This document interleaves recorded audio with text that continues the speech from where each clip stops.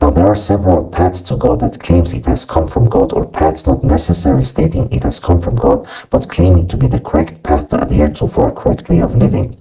Each path cannot all be upon truth because they all go against each other when studying each path and when we put them side to side with each other. What goes against each other states that there are differences, and where there are differences, only one can prevail as the ultimate truth.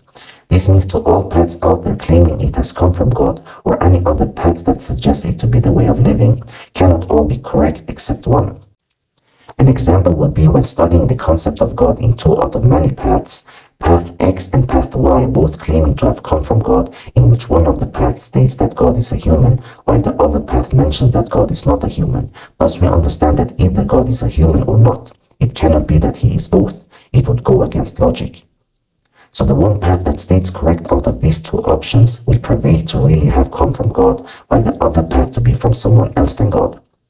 Another example would be that God cannot in his path state that he has made 2 plus 2 equal 4, but simultaneously state that 2 plus 2 equal 5, or that he sets a law that everyone will meet death, but simultaneously not.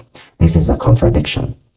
So likewise, all the paths out there for us claims differently about God, so it could be stated that God has sent one path out of many contradicting paths.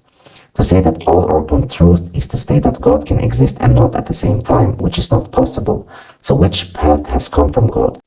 In the next video, we will mention 12 paths, and there are obviously more paths which will not be mentioned, but to the other paths which will not be mentioned here, and to also those paths which will be mentioned, one could, as one hopefully has done in before mentioned videos, call upon God to ask for the correct guidance, or try to compare all paths there exist with the intellect to come to know the truth.